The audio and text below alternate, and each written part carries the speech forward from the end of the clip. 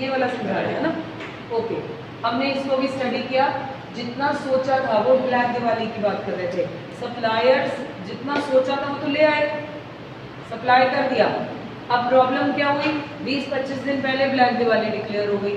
अब aggregate demand क्या हुई, कम हो गई। अब एग्रीगेट डिमांड के कम होते ही इतना इम्पैक्ट हुआ कि वो इतनी गिरती गई, जिस बंदे की सबसे पहला इम्पैक्ट कहाँ आया, प्रोडक्शन होल्ड हो गई। प्रोडक्शन होल्ड होते ही लोग निकाल दिए गए, लोग निकाल दिए गए, तो इन्होंने भी जो दिवाली पे खर्चा करना था वो भी कम हो गया। साइकिल इतने से नहीं गिरा कि सिर्फ सिखों ने नहीं खरीदा, साइकिल इतने से गिरा कि इनकी नौकरियां चली गई, इन्होंने भी नहीं कुछ खरीदा। फिर जिस बंदे ने सामान बनाया था उसने भी सामान नहीं बेचा, उसने भी कुछ अर्न नहीं किया, उसने भी कुछ नहीं खरीदा। इतना इंपॉर्टेंट था कंजम्पशन का होना उस टाइम पर। Are you able to correlate what am I trying to say? अब उसे रिवाइवल कैसे किया गया होगा, वो जो डंप हो गया अब ये डिफ्लेशन हो गई। जैसे ही डिफ्लेशन होगी what will you do? You need to reduce the prices. Although it is written in the impact, it's the impact of deflation only. That is why it is written in. I call it a corrective measure of this. इसको ठीक करने का एक ही तरीका था, demand को motivate करें किसी तरह से, डिमांड बढ़े ताकि वो सामान का निकल जाए, and they should reach on the equilibrium. Demand बढ़ाने का एक ही तरीका समझ में आया, क्या करो, प्राइसेस कम कर दो। The moment you will reduce the prices you are able to generate demand amongst people. फिर ये डिमांड धीरे धीरे, और ये प्रोसेस बहुत स्लो हो जाता है, फिर जब रिसेशन शुरू होता है फिर उस ग्रोथ रेट से नहीं होता, it takes time. So price कम होते ही it may reach back to the equilibrium. Any trouble now? Impact ही हुआ, ये इम्पैक्ट था किसका, डिफ्लेशन का। मैंने भी यही बोला कि है तो करेक्टिव मेजर है, लेकिन हमने इसे इम्पैक्ट में स्टडी करना है। वो क्यों, मुझे तो समझ में आता है why it is put in the impact, मैं तो करेक्टिव मेजर ही बोलती हूँ इसको। प्राइस बढ़ेगी क्योंकि डिमांड कम हुई है। ये एक्चुअली ये हुआ कि it is the outcome of deflation. हाँ, बट हुआ तो it is the outcome of deflation, तो आउटकम मतलब इम्पैक्ट, इस वजह से उसे इम्पैक्ट के हेडिंग में डाल दिया गया। आउटकम तो होगा जब इक्विलिब्रियम नहीं हो जाएगा। हाँ, ये टेम्परेरी मेजर्स ही हैं, ये सारे टेम्परेरी थे कि भाई फटाफट प्रोडक्शन कम करो, एम्प्लॉयमेंट कम करो, होल्ड करने शुरू किया। अब ये इनका क्वेश्चन है, ये तीनों इम्पैक्ट वर्ड के अंदर है। आपने जब पेपर में लिखने हैं what is the impact of deflationary gap, तो आप कहेंगे ये इम्पैक्ट कैसे है, somehow I also contradicted to this, ये तो करेक्टिव मेजर है, इसे ठीक कैसे करें, तो बोलो प्राइसेस रिवाइज करो। अगर ऐसा पेपर में आता है डिफ्लेशनरी मेजर कैसे करेक्ट होगा, तो प्राइस कम कीजिए, ऐसे ही होगा।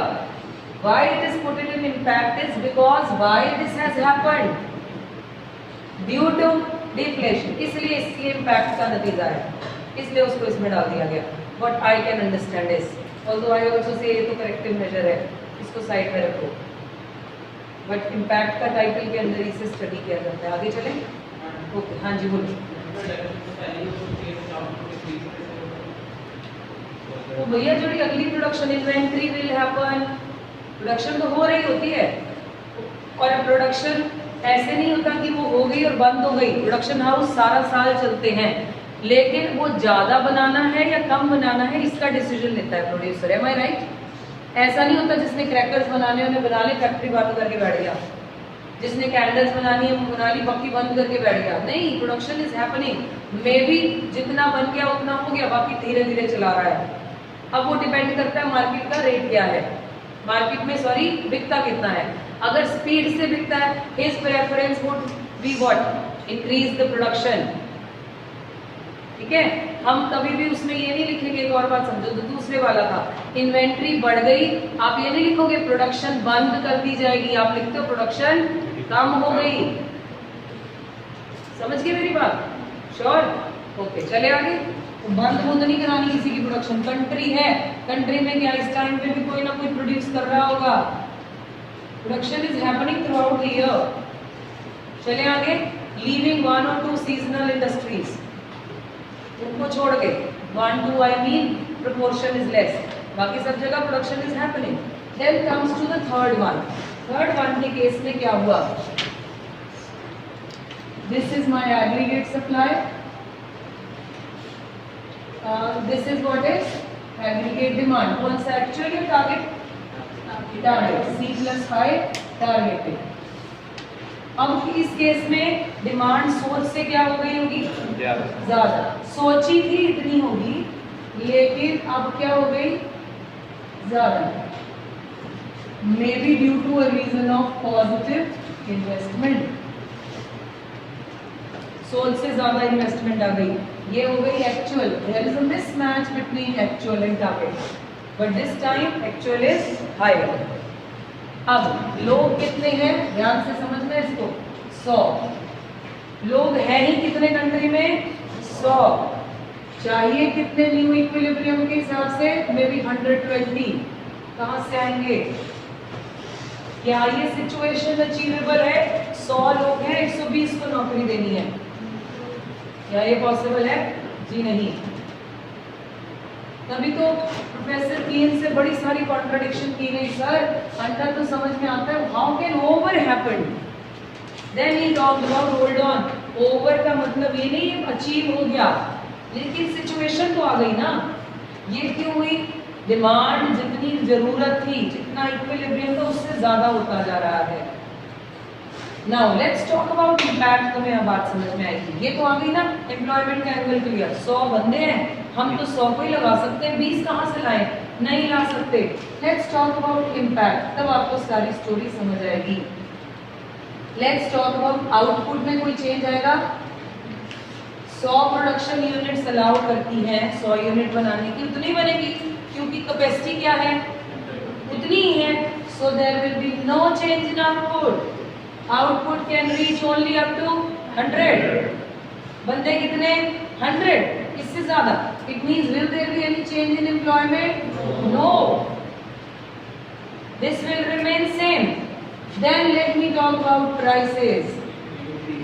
तभी तो इसका नाम क्या है? What is inflation? Rise in the prices. You have to pull down this demand to the desired level. So to bring the demand down, what are you supposed to do? Price बढ़ा दो। तभी तो बोलते हैं जब हम unnecessarily demand करते हैं मार्केट में, प्राइसेस क्या होते जाते हैं? बढ़ जाते हैं। ये जो बढ़ना है ये क्यों है? क्योंकि आप उनकी इक्विलिब्रियम से ज्यादा मांग रहे हो।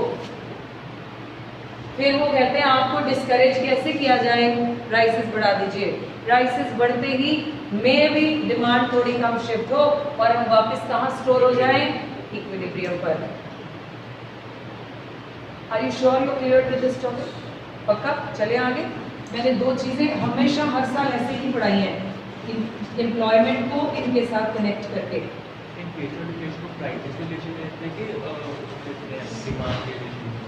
इन्फ्लेशन डिफ्लेशन को प्राइसेस के रिलेशन से क्यों समझते हैं? क्योंकि जब भी बचपन में पढ़ाया गया वैसे ही inflation deflation is happening due to demand. ये आज सच समझ में आया। हमें आज तक पता क्या बताया गया कि इन्फ्लेशन हो गई, गवर्नमेंट जिम्मेवार है। अभी तक तो ये समझाया गया था गवर्नमेंट ने रोला पाना शुरू कर दो, इन्फ्लेशन होगी इन्फ्लेशन होगी। फिर मैं बार बार बोलती हूँ government is not only responsible for inflation, we are also responsible because of this. इस केस में आपकी डिमांड सोच से कम है तो पक्का हुआ इसमें। लेकिन हमें बचपन से पढ़ाया इन्फ्लेशन का मीनिंग भी ये है, rise in prices of basic goods. Consistent rise in prices of basic goods is called inflation. इसलिए इन्फ्लेशन की वजह क्या है? डिमांड। इन्फ्लेशन क्या है? Yes, price. जब भी वर्ड इन्फ्लेशन बोलते हो आप इम्पैक्ट बोल रहे हो, तो एक्चुअली रीजन नहीं, रीजन पूछो तो डिमांड। ये इम्पैक्टेड टर्म है। इम्पैक्ट क्या हुआ? Change in price. तो हमने उसको हमेशा उसके मीनिंग के साथ रिलेट किया, तभी इस प्राइस वर्ड को कहाँ डाला? इम्पैक्ट में। क्लियर हुआ? चलिए आगे।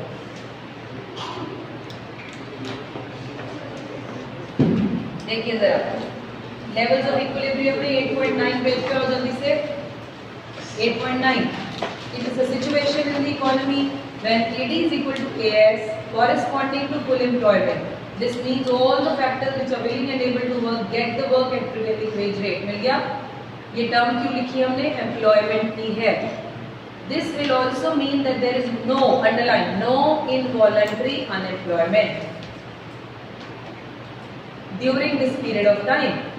It is the ideal most situation, underline कीजिए, ideal most situation of an economy, since the basic aim of an economy is to attain a situation where there is, underline, neither the shortage nor the surplus. These are the keywords. You may write in your own language, but do mention about them. Okay? Of factors of production, output and employment. इन सब की ideal situation है. Production जितना unit में था, capacity उतना. नीचे diagram, उसे लिख दिया as shown, point E shows this that. ये जनरल में पढ़ लेंगे अपने आप.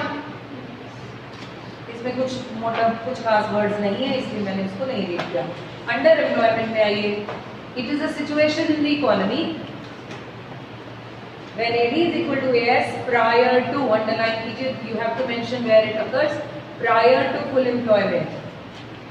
This means all the factors which are willing and able to work at prevailing wage rate. Do they have job?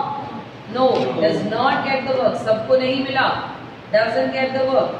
This will mean that what kind of unemployment is there? Involuntary. Very good. This is not a good situation, underline. पीछे वाली क्या थी? Ideal situation. Not a good situation. इसमें surplus है या shortage? Surplus. सामान बच गया जी, इस situation में लोग खरीद नहीं रहे. Surplus. Which means it will reduce the what? Output. Output come, employment कम, तो income भी लोगों की कम हो गई. Right? क्या? कहाँ लिखा है? आइडियल का मतलब पड़े रह गए, स्पेयर हो गए. Surplus of ideal factors of production कौन कौन से हैं? प्रोडक्शन हाउसेज, एम्प्लॉयमेंट के लिए लोग, वो सब आइडियल रह गए. एज शोन में आ गए. As shown you going to read yourself. कुछ नहीं है इसमें, देखिए इधर क्या है. 100 लोग हैं, उसे OQ लिखा है. एम्प्लॉयड कितने हैं? OQ not. ये गैप क्या है? Q not Q will be, you may talk about Q not Q से या नंबर से, जिसको जो ठीक लगे वो एक्सप्लेन करे. ठीक है, नंबर्स थोड़ा किडिश है, लेकिन आपको OQ नॉट, OY नॉट से एक्सप्लेन करते हैं. Then comes over full employment. As shown आप खुद रीड करेंगे, अगर डिफिकल्टी होगी you may ask any time. Over full employment, it is a situation in the economy when ADAS means when after the full employment. Underline कीजिए, AD is equal to AS after the full employment. यहाँ AD को वैसे AD dash कर देना चाहिए. AD dash is equal to AS after the full employment. Level of equilibrium known as beyond full employment equilibrium. There will be shortage. Is this a good situation?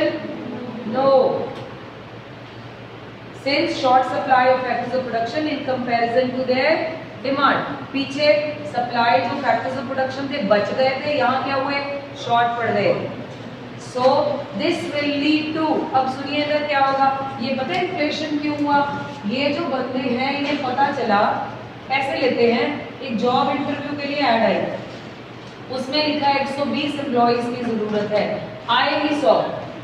क्या company के पास choice है 120 छांट देगी? अब इन 100 को पता चला इनको बंदे चाहिए ज्यादा, आए हैं अमीर, तो इनके नखरे बढ़ जाएंगे. They will ask for more wages because they know that they are not going to get people, क्योंकि they have shortage right now. So they will ask for more money. More wages leads to inflation. कहानी आ गई समझ में? मोर wages,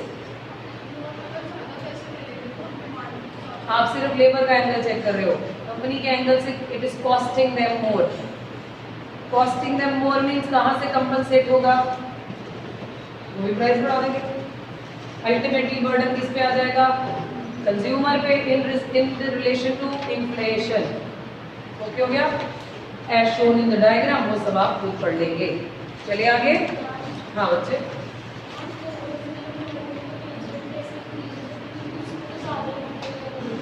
employees है ही नहीं, बंदे 100 ही हैं कंट्री में. हमें ज्यादा चाहिए क्योंकि लोग मांगे जा रहे हैं, हमें प्रोडक्शन बढ़ानी थी, बट हम तो प्रोडक्शन भी नहीं बढ़ा सकते. पहली बात, एम्प्लॉयमेंट में क्योंकि चेंज नहीं कर सकते क्योंकि लोग ही उतने हैं. अब आप कंपनी में ज्यूम कीजिए 120 बंदों की जरूरत है, ठीक है? हम इसको और कम कर लेते हैं। 12 लोगों की जरूरत है, आपके पास इंटरव्यू देने ही 10 आए। Do you have a choice to choose which one to keep? No. जब इन 10 को पता चला आपको लोग चाहिए थे ज्यादा, आए हैं कम, do you know they will ask for more money? They will. The more money asking is resulting into inflation. ठीक है, ओके, राइट। रिलेशनशिप करने से पहले आप नेक्स्ट चैप्टर पे आइए जरा क्विकली। रिलेशनशिप अभी करते हैं, फिर इसको करके हम न्यूमेरिकल पे आ जाएंगे। इसके न्यूमेरिकल्स का कोई रिस्क नहीं, 6 मार्क्स में आएंगे। इसके न्यूमेरिकल 6 में, पिछला न्यूमेरिकल 3 में, जैसे नेशनल इनकम में आता है, एक 6 में एक 3 में। ऑप्शन है टीचर का कि क्या डालना चाहती है, 6 में डाल, ये तो आता ही है क्वेश्चन इसका। ठीक है, न्यूमेरिकल ये अभी बताते हैं कैसे करना है। नेक्स्ट चैप्टर में आ जाइए जरा, थोड़ा मोटा मोटा समझ लो क्या क्या कर चुके हैं। आप घर पे रीड करेंगे केवीएम वाले मेनली, क्योंकि आपका पेपर चेक हुआ है, बाकी सबको तो मैं कराई दूंगी बाद में। ठीक, एक्सेस डिमांड टॉपिक आ गया। एक्सेस डिमांड में देखिए इन्फ्लेशनरी गैप टर्म यूज किया है, can you see that? Yes. उसके नीचे डायग्राम देखिए जरा, कौन सा वाला है? ये वाला, इसका नाम क्या है? ओवरफुल एम्प्लॉयमेंट वाला। ये गैप जो है corresponding to this is known as inflationary gap. फिर नेक्स्ट टॉपिक पे लिखे हैं रीजंस। टाइम बताओ मुझे जरा। 7:30 सॉरी 6:30, आपकी क्लास है 7:15 तक। ठीक है, रीजन देख लेते हैं। इसके रीजन करा दूं मैं आपको, इसके कर लेते हैं ताकि आप डेफिशिएंट के बिल्कुल ऑपोजिट है। लेट्स अंडरस्टैंड, ये भी समझ लो एक्सेस डिमांड के reasons. After the exam we are going to repeat this chapter again. ठीक है, ऑल्दो मिस नहीं होगा कुछ के, ये थर्ड वाला, बाकी तो मैंने पूरा डिटेल में ही कराया है, ये थोड़ा मैंने जल्दी में करा दिया, बट जल्दी में नहीं, इसको भी डिस्कशन हो गई। ये देखिए अब जरा इसके रीजंस लिस्ट डाउन करते हैं। आसान तरीका क्या है, इधर देखो जरा। Let's talk about reasons of increase in aggregate demand. ये जो बड़ा एक रीजन लिखा है मैंने तो यहाँ, देयर मे बी मेनी। ये इन्फ्लेशनरी प्रेशर का मतलब लोग क्यों खरीद रहे हैं? People have more money. आपने वो सारे रीजन सोच लेने हैं जिसकी वजह से पैसा क्या है लोगों के पास ज्यादा आ गया। So let's talk all the reasons. Number 1, या ज्यादा आ गया या कुछ और रीजन।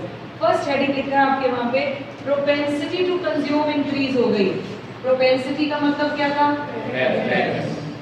आजकल के टाइम में हमें जब हमारे ग्रैंड पेरेंट्स कहते हैं हम अपने टाइम पे बहुत सेव करते थे, तुम बहुत बेकार का खर्चा करते हो। सो उन्हें कैसे समझाएं? इस टाइम पर प्रेफरेंस टू कंज्यूम इसलिए बढ़ गई क्योंकि इतना शोबिज है, हम कंट्रोल ही नहीं कर सकते। मार्केट निकलो, वो सजा के बैठे होते हैं, तो वो आवाजें मार रही होती है, अट्रैक्ट कर रही होती हैं चीजें, बाय कर लो, हमें बाय कर लो। फोन खोलो, उसमें ऐड आती रहती है। ऑनलाइन चीजें अवेलेबल है, तुम्हें पहले सामान स्पेशली फ्रेंड्स ढाबे की रोटी खाने के लिए चौड़ा बाजार जाना पड़ता था, अब तो तुम्हारे पास जोमैटो भी अवेलेबल है। जोमैटो और the other one also, Uber Yeats also started. बोलो क्या करें, इतना मुश्किल हो गया है। इस वजह से हमारा प्रेफरेंस टू कंज्यूम क्या हो गया? क्योंकि ये बढ़ गया इसलिए डिमांड क्या हो गई? बढ़ गई। One of the reason we are only going to talk about why the demand has increase, और में भी पैसा ज्यादा हो गया। तो ये रीजन क्या हुआ? डिमांड क्यों बढ़ गई? बिकॉज लोगों का preference to consume increased. Now here also I have seen people prefer to spend, जैसे फॉरेन में था। अब जो अगली जनरेशन है वो हमारी तरह नहीं रहना चाहती। वो कैसे रहना चाहती है? What are you thinking about future? अभी खर्चा करो। मैं बड़े सारे हमारे मेरे कजन्स ही हैं या छोटे हम जिनको देखते हैं, what do they prefer to do? They enjoy their life. ये बाइकर्स बाइक लिया, 15-20 दिन काम छोड़ के वहाँ चले गए। हम नहीं सोच पाते थे, हम अभी भी नहीं सोच पाते काम छोड़ के जाना, लेकिन now the trend is changed. It means their preference to consume has increased. I saw a lady group bikers, oh that was wonderful. Chandigarh कब गए थे? पटियाला आए थे, मैंने went last week. So beautiful, मतलब मुझे मजा आ गया। मैं वीडियो बनाना चाहती थी, तब तक दे बैठे 35-40 लड़कियों का group, they were going to Ladakh. The same dress up, the same kind of bikes, वही ऑरेंज जो वो पहनते बॉयज, और वो स्कल्स बने हुए और पता नहीं क्या क्या। I loved it. So when I asked her, I said अगर रास्ते में हो, क्योंकि एक ही जगह पे हम स्पॉट पे रुके थे, वो भी खड़े थे बच्चे। सो आज में क्या, जब स्कूटर जो पहली हिच होती थी, स्कूटर खराब होते थे ना, तो बच्चे क्या करते थे, हम हमारे टाइम पे, अभी तुम्हारा भी, तुम भी यही करते हो, मुझे पता, खराब हो गया पापा, स्कूटर खराब हो गया, अब क्या करूँ? कहते गाड़ी करके घर आ जाओ बेटा, मैं अपने आप कर लूँगा, ये होता था। मैंने उसको बोला अगर रास्ते में स्कूटर बाइक खराब होते हैं तो क्या करो? कि ट्रेनिंग लेके आएगा मैम, उससे ठीक कर देगी। Oh wow, so we know how to, basic puncture के लिए हम वो गाड़ी लेके आए हुए हैं, ये सब हमारे पास सामान है, everything they were carrying and I like it. So it means now the preference to consume is started. So started क्या, ये तो पहले से इस वजह से demand is high. Second reason पढ़िए जरा, रिडक्शन इन टैक्सेस। हो सकता है कंट्री में टैक्सेस कम हो गए होंगे। ये कौन से टैक्सेस की बात कर रहे हैं, डायरेक्ट या indirect? Let's talk about direct first. देखते हैं डायरेक्ट टैक्स किस पर इफेक्ट करता है, डिस्पोजेबल इनकम पर। What is disposable income? Income में से टैक्स को माइनस करते थे तो डिस्पोजेबल आता है। ये कम हो गई या ज्यादा? ये कम हो गया होगा, रिडक्शन इन टैक्सेस। इसीलिए लोगों को खर्चा करने के लिए इनकम ज्यादा मिल गई, इसीलिए वो क्या करे जा रहे हैं, demand. Let's talk about indirect taxes. वो किस पर होते हैं, गुड्स एंड सर्विसेज पर। वो भी कम हो गए होंगे क्योंकि अब चीजें क्या हो गई, इस वजह से लोग क्या करे जा रहे हैं, but I will only talk about this, I will talk about this कि भैया डायरेक्ट टैक्सेस पक्का कम हो गए, जिसकी वजह से लोगों को इनकम मिल रही है ज्यादा खर्चा करने के लिए, that is why they are consuming. Clear? Third point, government ने एक्सपेंडिचर बढ़ा दिया होगा। ये कैसे रिलेटेड है, think about it please. Government ने एक्सपेंडिचर बढ़ा दिया, नहीं और कोई ऐसे भी सोच सकते हो आप? Investment, injecting more money. पड़ा था वहां पे, इसको रोकने के लिए एक तरीका है, या तो थोड़ा पैसा निकाल दो, जाने से रोको। Government must be investing more money. हमने इन्वेस्टमेंट मल्टीप्लायर में पढ़ा कि investing more money results into increase in the income of people. Namami Gange में 3000 करोड़ किसी के घर जाना है, ऐसे पता नहीं कितने प्रोजेक्ट चल रहे हैं। सो गवर्नमेंट की प्रेफरेंस भी इंजेक्ट करने की बढ़ गई होगी, या वो इंफ्रास्ट्रक्चरल डेवलपमेंट में ज्यादा पैसे लगा रहे होंगे। वो पैसा इन्वेस्टमेंट मल्टीप्लायर के थ्रू लोगों की इनकम को बढ़ा रहा होगा, क्योंकि इनकम बढ़ रही होगी तो डिमांड भी बढ़। बड़ी जनरल टॉपिक है ये, कुछ इसमें डिस्कशन की जरूरत भी नहीं है। इंक्रीज इन इन्वेस्टमेंट, पहले गवर्नमेंट की बोली, अब किसकी, प्राइवेट सेक्टर की। प्राइवेट सेक्टर की इन्वेस्टमेंट किस चीज पर डिपेंड करती है, प्राइवेट सेक्टर की इन्वेस्टमेंट रेट ऑफ इंटरेस्ट पर डिपेंड करती है। इसका मतलब मार्केट में रेट ऑफ इंटरेस्ट कम हो गया, तभी तो इन्वेस्टर इज टेकिंग लोन और वो सस्ता मिल रहा है। Rate of interest to the investor is less, because it is less they are taking more money and they are also injecting into this।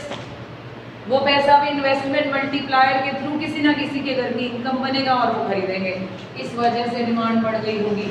अच्छा, डेफिनेशन में बोलना होगा तो अभी तक बताओ क्या होगा, राइज, ये प्रोपेंसिटी टू कंज्यूम था, वहाँ क्या था, प्रोपेंसिटी टू सेव हो गया होगा, इसमें फॉल हो गया। दूसरा, द टैक्सेस बढ़ गए होंगे तो डिस्पोजेबल इनकम, गवर्नमेंट का एक्सपेंडिचर कम हो गया होगा, इन्वेस्टमेंट क्योंकि रेट ऑफ इंटरेस्ट ऑपोजिट है। Then next, import and export समझ लेते हैं। हमारी एक्सपोर्ट हमारी किस चीज का पार्ट है, डिमांड का। एक्सपोर्ट हमारा डिमांड है, those people are demanding my goods is called export। हमारी डिमांड, हमारे गुड की डिमांड हुई तो वो हमारे गुड की डिमांड है, हम सप्लाई नहीं करते उसको, हम उसको डिमांड का एंगल चेक कर रहे हैं। एक्सपोर्ट मतलब मेरे यहाँ मैं जो सामान बनाती हूँ, those people are demanding. So export क्या हो गया, ज्यादा। क्यों डिमांडिंग होंगे, उन्हें मेरी गुड कॉम्पिटिटिव वर्ल्ड के हिसाब से सस्ती और अच्छी लग रही होगी।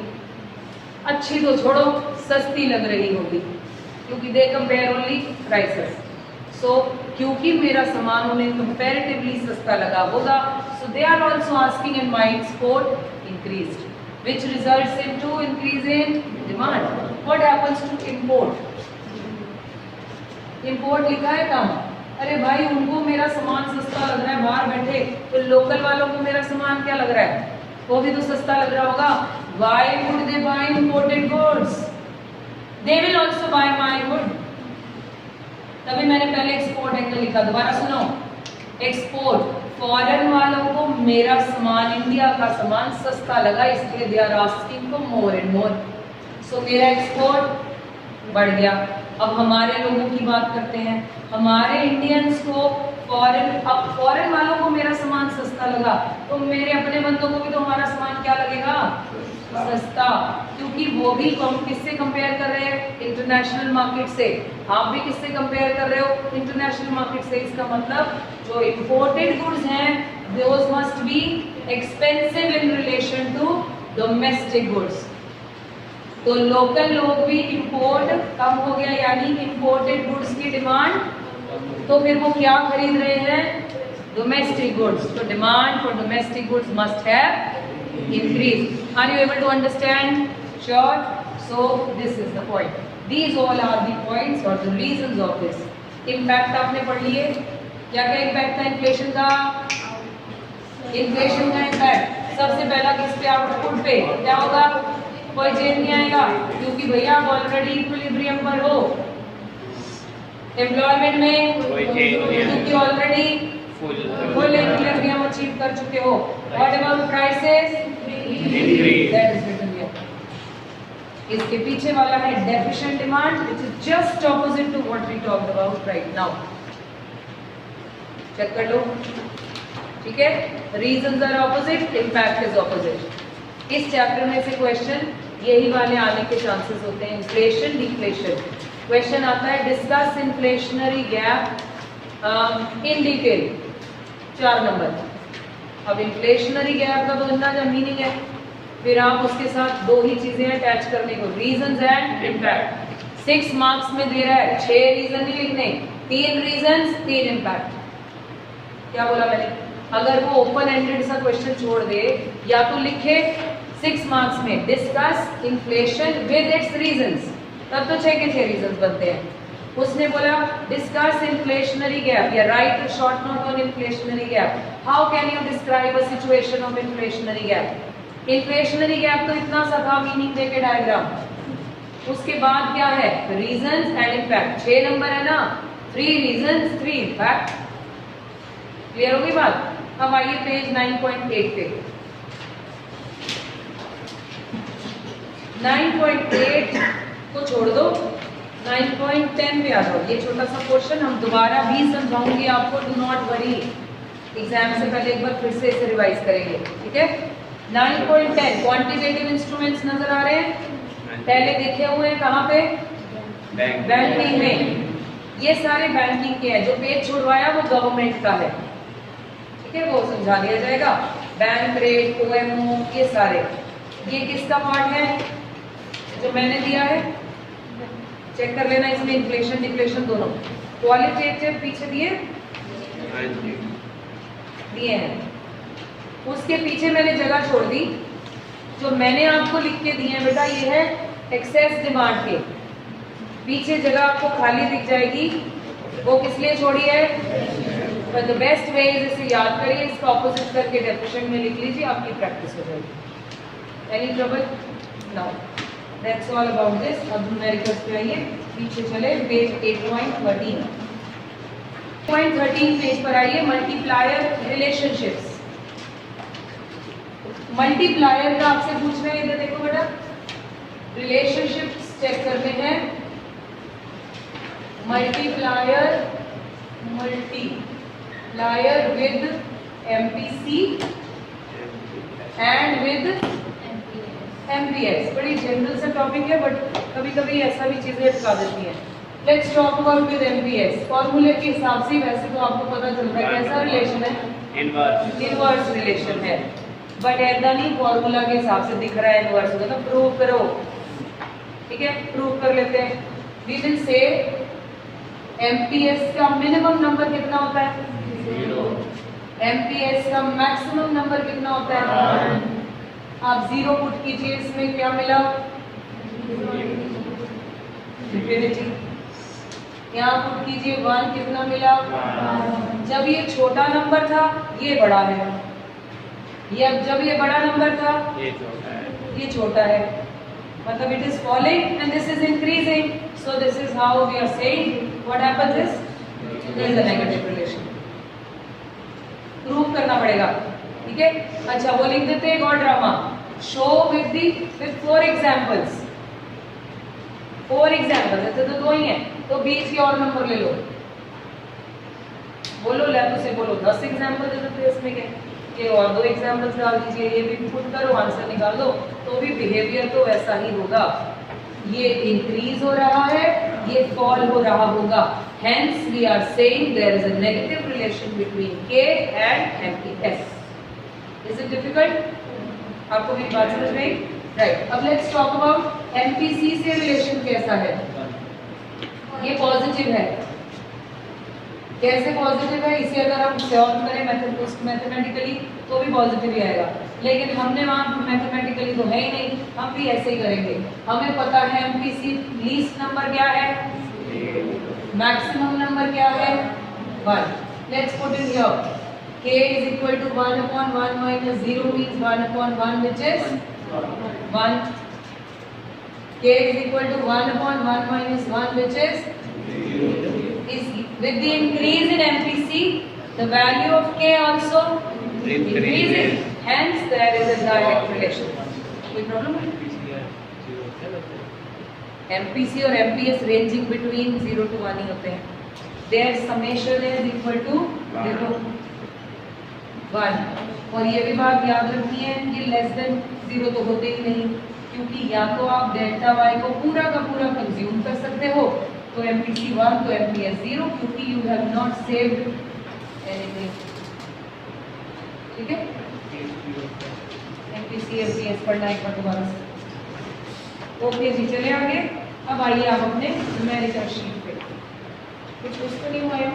नहीं, यहाँ अलजेब्रिक उसकी एक्सप्लेनेशन आपने नहीं याद करनी, जितना मैंने कराया बस उतना ही करने की जरूरत है।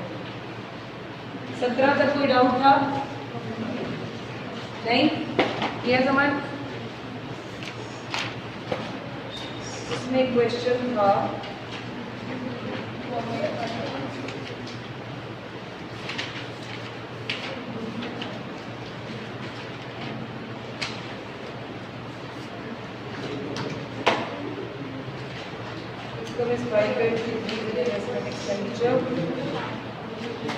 कोई प्रॉब्लम है तो बोलो जल्दी। 8,000 मैच नहीं हुआ? एक minute. An increase in investment is delta I, which is 5,000, leads to increase in national income, which is 4 times more than. ये ढूंढ रही थी क्वेश्चन कहाँ है। इसमें प्लस डेल्टा y, उसने बोला listen to me carefully, it is not 4 times, आप इसे 20 ले रहे होंगे, इट इज 4 टाइम्स मोर, यानी 5,000 तो है ही, 4 times this also.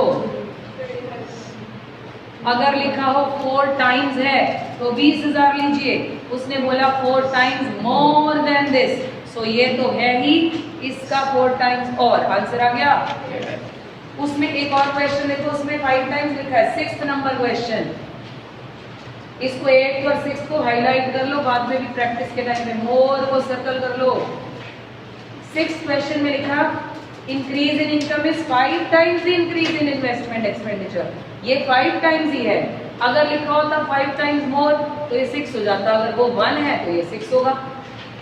Clear? Okay. 9th में क्या ट्रबल आई? Due to an increase in investment the national income increase by, इसका मतलब डेल्टा y दे दिया आपको कितना? 10,000। 20,000 of additional income is saved, MPS आ गया कितना? 0.2। क्या आपका भी यही है?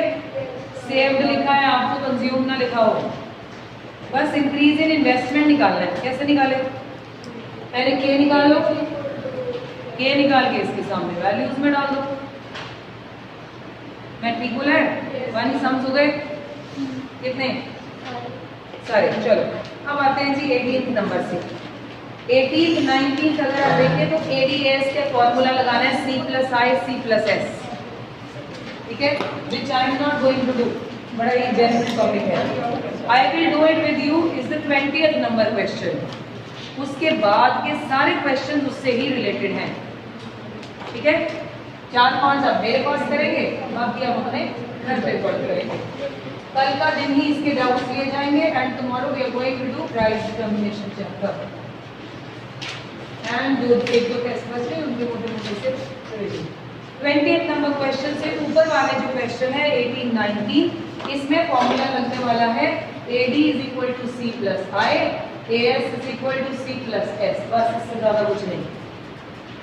Okay, let's see 20th number question. ध्यान से क्वेश्चन में क्या क्या पेपर में पढ़ के सर्कल करना है, जिससे पता चले ये पहले क्वेश्चन का है, पहले चैप्टर का है या दूसरे का है। In 2 sector economy income and consumption functions are, इसने एक नया फंक्शन दे दिया y is equal to C plus I and C given है, ध्यान से समझना है इसको, 50 plus 0.8y and the investment given here is 50. A point will tell you the truth. It is written equilibrium level of income. पिछले chapters were talking about break even. That's the major difference. ठीक, अब आपने इसको क्या समझ के solve करना है और ये इक्वेशन कहाँ से आई ये समझ जाओ। ये इक्वेशन कहाँ लिखी होगी, जब वर्ड इक्विलिब्रियम होगा, बिकॉज वी नो, हम लिखेंगे भी ऐसे ही ये क्वेश्चन को, as we know at the point of equilibrium AD AS के बराबर होता है।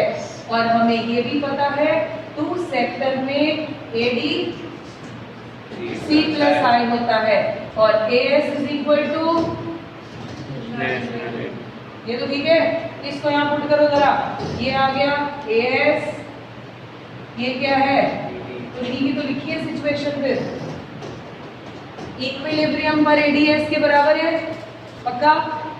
तो AS क्या है, नेशनल इनकम, AD क्या है, तो ठीक है, it can be written like this when it comes to solving the question.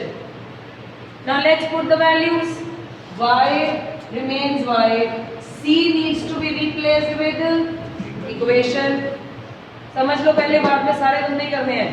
C needs to be replaced with equation 50 plus 0.8y, I की वैल्यू गिवन है, Y कॉमन वेरिएबल है, निकल जाएगा, ठीक है। ओके, निकाल के दिखा दो पूरा। ओके, इसको इधर ले जाइए, जब इसके आगे कुछ नहीं होता इसे 1 मानते हैं, ठीक। So it will be 0.2y equal to 100, so y is equal to 100 upon 0.2, कितना आ गया, 500 करोड़ है, तो करोड़ लिख दो। Level of consumption at equilibrium, अब आप बताओ क्या करें। y की वैल्यू इसमें डाल दो, क्या मिलेगा, C मिल जाएगा, कंजम्पशन मांगा, लास्ट मांगा सेविंग, ये भी आपको आता है, y minus C will be, you have y also, you will be able to find C also, so you will be able to get S also. Let's practice 2-3 sums with me, then you may do the question number 21, 23.